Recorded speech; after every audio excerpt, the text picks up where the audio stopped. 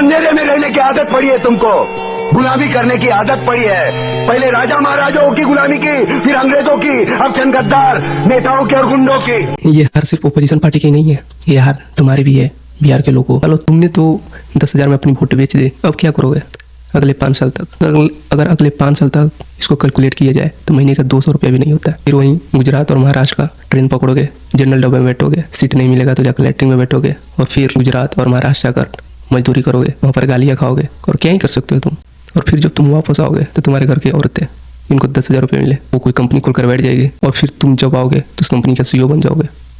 फिर तो पैसा ही पैसा होगा, यही सोचे हो ना। या तो अगर ये नहीं हो पाएगा तो फिर भीख मांगोगे या कोई क्राइम करोगे, नहीं होगा तो फिर वापस जाओगे उसी राज्यों में, फिर वहाँ गाली खाओगे, फिर वहाँ जाकर झालमुरी ले लो करोगे। क्योंकि तुम्हें तो ना शिक्षा से मतलब है, ना हेल्थ से मतलब है, बस तुम्हें 10,000 मिल गया, बस उसी पर बिक गए तुम। फिर बोलोगे हमें छोड़ दिया गया मरने के लिए। जब कोरोना जैसा कोई महामारी आता है या लॉकडाउन लगता है, कुछ भी होता है, तो तुम उसी के लिए बने हो भाई, और किसी चीज़ के लिए नहीं। तुम्हारे DNA में ही वैसा है करने को, पूरी जिंदगी मजदूरी करने को। तो फिर कहाँ से आगे तरक्की करोगे? ये महागठबंधन छोड़ो, कम से कम प्रशांत किशोर को तो कुछ सीट दिलवा देते हैं। जो बंदा जाति धर्म से ऊपर उठकर तुम्हारे हित में बात करता था, रोजगार की बात करता था, हेल्थ की बातें करता था, तुम्हारा पलायन रोकने की बातें करता था, तुम उसको एक सीट नहीं दिलवा पाए, बताओ।